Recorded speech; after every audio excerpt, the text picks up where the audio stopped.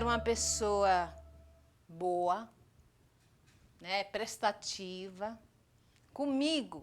Não que eu estou desfazendo dos meus 2 filhos, mas ele era o mais apegado comigo.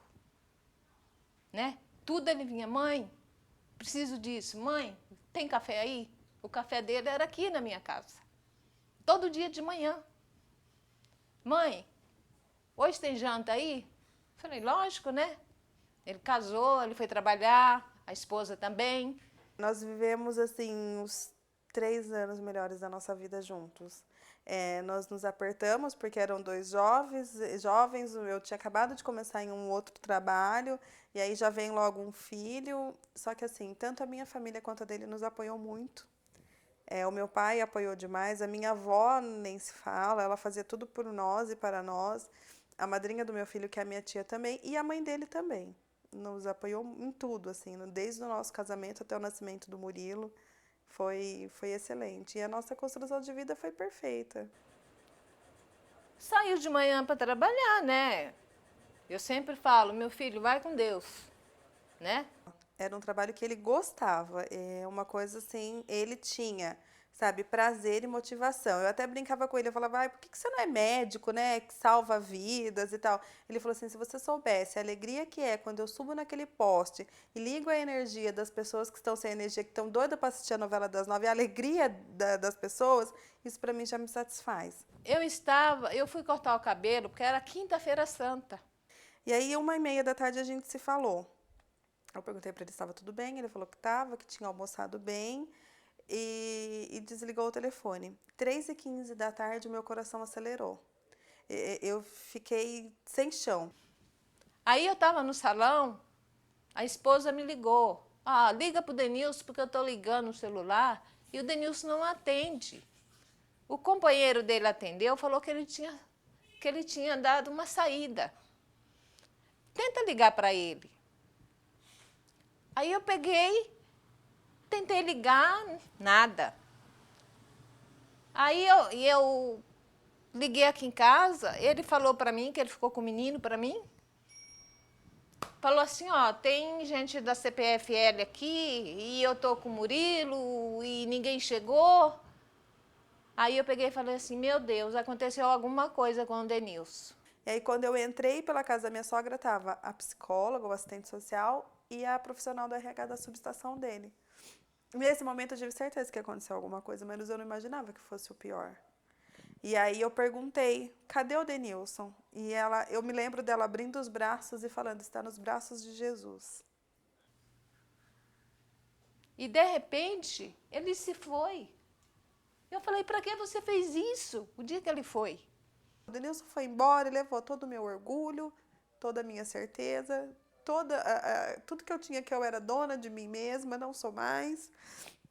Eu não dependo de remédios e de psicólogos como a minha sogra depende, porque eu acho que isso para mim não resolve. Então, eu vivo assim, tomando remédio de faixa preta a vida inteira. Só que assim, só eu sei o que eu passo todos os dias à noite. Porque é difícil você hoje olhar e falar assim, mas como que foi? Foi imprudência? Foi falta de segurança? Como que foi isso? Nós estamos ainda tentando entender nessa fase inicial, né, o que explica esses acidentes. Trabalhar em alta tensão, trabalhar na manutenção, né, dessa rede de distribuição elétrica é um trabalho perigoso, né? Como que esse trabalhador fica pronto para trabalhar num sistema que tem uma característica de alta periculosidade, muita insalubridade e penosidade. Para diminuir o preço do serviço de manutenção de oferta de energia, as empresas têm diminuído o efetivo, né? Ou seja, antes a equipe tomava conta de uma determinada área com equipe, né, com 10 pessoas, por exemplo, para cobrir uma determinada área, hoje ela faz com 3, 4 e a área é a mesma, né? Ou seja, então isso implica em trabalhar mais com menos gente. Porque antigamente você tinha um trabalhador que era contratado e morria na empresa. Ele era da empresa, né? Hoje não, hoje você trabalha muito com empresas terceirizadas, né? Porque o grau de enxugamento das empresas foi muito grande. E o trabalhador, ele não pode demorar 5 anos para se formar, porque o tempo produtivo dele pode não ser esse dentro da empresa, né? Mas naquele momento, que ainda a gente tinha muitos trabalhadores que foram formados no sistema antigo, os PDVs ainda não tinham feito o estrago que fizeram, eles diziam isso, no mínimo 5 anos, e a gente faz cursos e faz o trabalho monitorado em campo. Então era um vai e vem de semanas de curso e semanas de trabalho acompanhado por outros trabalhadores mais experientes. Se fosse necessário desligar a rede para tornar mais segura, isso era feito, tá? Não se pensava, não se colocava o homem em perigo de forma alguma, tá? O profissional vinha em primeiro lugar, a sua segurança vinha em primeiro lugar. Isso na lógica do público era o necessário para executar o serviço com bastante segurança para o trabalhador, para a equipe e para a sociedade. Na lógica privatizada, isso é um absurdo, né? Então as equipes foram reduzidas assim drasticamente. Naquela época, eu nunca presenciei um acidente de linha viva naquela época de equipe de 5. A pessoa não tem um treinamento, quem faz o treinamento para ele é a própria empreiteira. Ele começa como ajudante de solo, carregando uma ferramenta, daqui 2 meses ele já está com um cinto de segurança subindo no poste e desempenhando o serviço, não tem treinamento, não tem nada. Essa equipe, né, a falta de preparo, né, de domínio da equipe sobre a situação de risco, né? Então isso é uma coisa que também historicamente parece que os depoimentos têm mostrado isso, né, que antes era totalmente diferente, um tempo de preparo, né, tinha uma pessoa embaixo ajudando a verificar o que estava acontecendo, se tem um passarinho passando, se tem um galho que está se aproximando da linha. Então essa equipe foi muito reduzida, então você tinha gente de suporte, de apoio, né, que não tem mais, que não existe mais. Então várias medidas de segurança que o próprio setor já havia conquistado vem sendo gradativamente sendo deteriorado, né? Existe uma deterioração da segurança. Esse trabalhador é um trabalhador terceiro, tá? Não é a mesma configuração de treinamento de um terceiro para um próprio, tá? O próprio, ele permanece ao longo da história um pouco dentro da cadeia de linha morta para depois ele ir para a linha viva. Já o terceiro, a gente está vendo que ele não permanece na linha secundária, tem muitos trabalhando em pouco tempo na linha primária, direto. Então ele faz a formação e já vai trabalhar em linha primária. Então esse risco está muito alto e o potencial de acontecer mais acidentes, ele aumenta muito. Agora, a empresa privatizada, uma das empresas, ela cria um sistema que chama o responsável pela tarefa, que é uma estratégia de gestão bastante ardilosa, porque ela se vale dessa solidariedade criada, de observação, de cuidado que um tem que ter com o outro, para punir aquele que não informa sobre possíveis falhas do companheiro. Não é? Então, esse programa, nessa empresa ele tinha esse nome, responsável pela tarefa. Ele obrigava o observador a denunciar o companheiro que tivesse cometido alguma falha.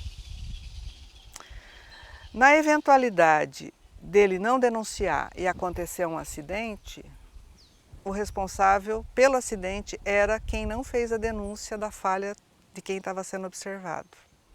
Entende? Então você usa a solidariedade desenvolvida ali no grupo de trabalho contra eles próprios. Nós conhecemos algumas situações que o trabalhador falava, eu confio mais no meu parceiro, que trabalha comigo lá em cima na linha de alta tensão, né, na linha viva, eu confio mais nele, porque eu conheço ele, eu trabalho com ele há anos, do que na minha mulher. Né? Falou pra gente numa reunião, quando a gente estava analisando um acidente. Esse sistema de trabalho, né, essa equipe, esse coletivo de trabalho que constituiu um modo, né, de trabalhar sob situação de risco, né, mas com domínio do que ele estava fazendo, foi degradado. Antigamente trabalhavam-se cinco numa equipe, um ficava só supervisionando para poder falar o que está errado, o que está certo, servindo só como supervisor, a própria nome, e não subia para poder fazer o serviço. Hoje, ficam revezando desse supervisor. Um sobe, outro fica olhando, outro desce, daí o outro sobe e fica olhando. Mas sendo aquele que está lá embaixo, sempre existe a necessidade do auxílio do que está lá em cima. Mandar uma ferramenta, olhar, atender um rádio que está sendo chamado na caminhonete, alguma coisa. Então não é uma supervisão direta, constante ali naquele trabalho. O trabalhador novo, nem o trabalhador antigo, nem o novo trabalha sozinho, mas uma estratégia é colocar alguém experiente e alguém novato para trabalhar junto, né? A falta dessa experiência acumulada dos mais antigos, a falta de treinamento adequado e as estratégias de gestão que vão, em nome da produtividade, da redução do custo, minando a solidariedade do grupo, isso é uma bomba, né? que vai precarizando ainda mais o trabalho desse trabalhador e vai piorando a qualidade do serviço ofertado pelas empresas, né? Porque comparado a outros países, o setor elétrico brasileiro acidenta muito mais. Se nós compararmos, por exemplo, com a França, há anos não tem um acidente de gravidade grave como acontece no Brasil. E por que alguns países conseguiram minimizar ou eliminar o risco de acidente grave e o Brasil não conseguiu? É falta de organização. Então o Brasil tem que ter um olhar mais atento para o setor, porque é um setor preocupante, porque o risco é alto e um acidente, na maioria das vezes, é um acidente fatal ou mutilador. Aí eu subi com o equipamento, tudo certinho, o procedimento normal. Aí a primária que eu falo, tem o poste, aí tem os 3 cabos lá em cima, o último que fica, os 3, que tem aquele pau, que é a cruzeta que chama, para segurar os 3 cabos. E eu tava na secundária para baixo, na iluminação do poste. Então eu tava trocando aqueles cabos de baixo. E a primária lá em cima estava ligada, que não podia desligar. Então aí já não deu para ver se estava quebrado, se estava podre, alguma coisa. Não sei, isso é como se diz, todo mundo tem que ver. Só que antes disso o procedimento é encarregado, que tem que passar, tem que olhar todos, entendeu? Todo mundo tem que olhar e ver. Aí vimos, ele falou que, sei lá, que tava, como que ele falou, como que eu vou falar? Tá fedorenta, desculpa a palavra, mas não vai acontecer nada. Aí eu olhei, né, falei, não sei. Aí peguei e subi, troquei.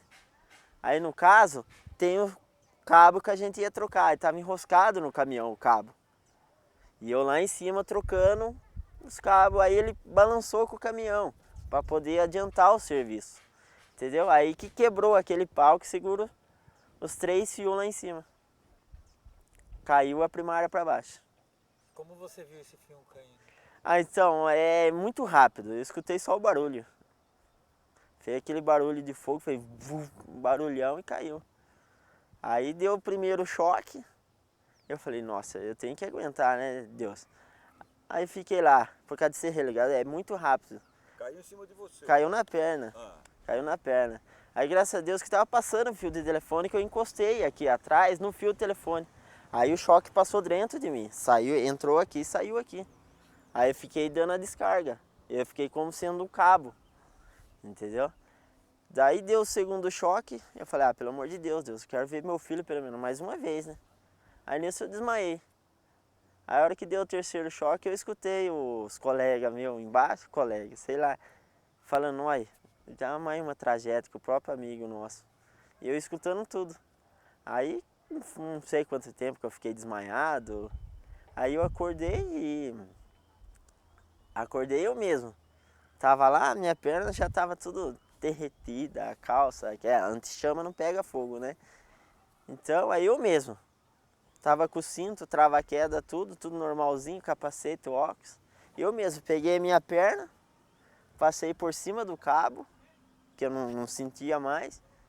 E com uma mão, tirei o equipamento, com uma mão eu fui descendo, só que não era para mim fazer isso, né? Aí no desespero, no medo, eu mesmo desci e deitei no chão. Ah, minha mãe queria morrer, coitada. Para ela, quando ela soube que eu tinha que amputar a perna, ela queria dar a perna dela para mim. Perguntou pro médico se não tinha como colocar dela. Meu pai teve que fazer cateterismo por causa disso. Quase deu um infarto, né? A reiteração dos mesmos acidentes na mesma empresa, ou empresas do mesmo setor, tem um sentido, né? Os acidentes não são levados a sério. Qualquer acidente ou qualquer incidente no setor, no ambiente de trabalho, tem que ser um objeto de estudo, um objeto de análise, para que eles não se repita. Essa banalização, por outro lado, espelha, vamos dizer assim, uma sensação por parte desse empresário de que, primeiro, que é natural morrer trabalhando, né? Isso eu acho que é uma coisa que é espantosa. Em alguns casos, de forma até perversa, embutem em suas práticas iniciativas que explicam o acidente como se fosse algo decorrente de culpa da vítima.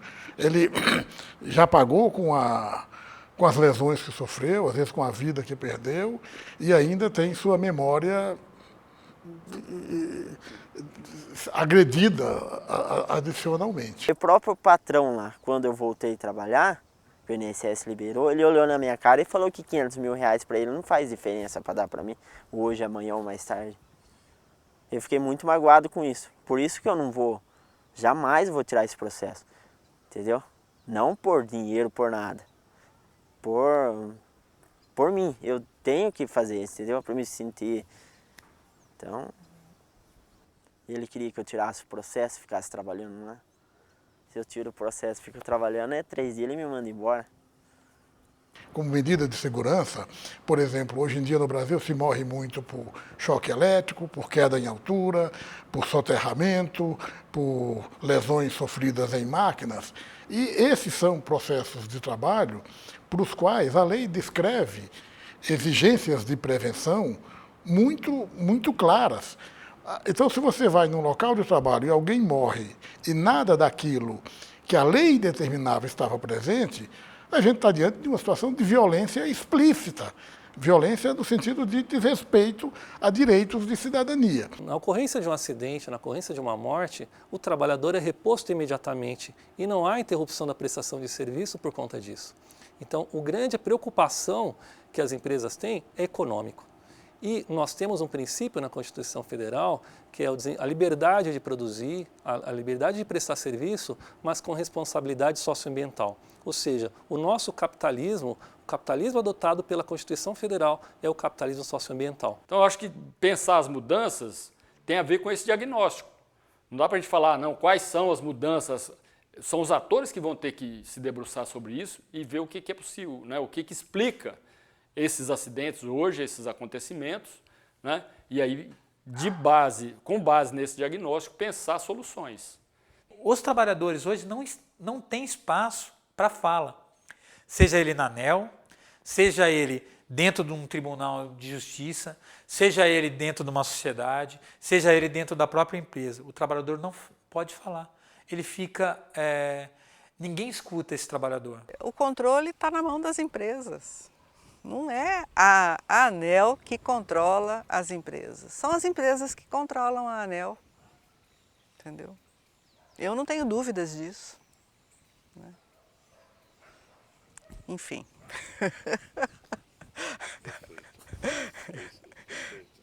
É o capital estrangeiro, é o capital internacional que foi aplicado no setor que controla, que dá as cartas. Isso na telefonia, isso na energia, agora vai ser na água. Que nenhuma mãe passa o que eu estou passando, que nenhuma mulher passa o que a mulher está passando, que nenhum filho passa o que o filho está passando. Também, né? É doído, né? Eu espero que as empresas hoje tenham mais segurança, né? Que tenha misericórdia do povo, da família, porque aquele que foi, já foi. Aquele que fica, fica morto. Fica morto de uma certa maneira.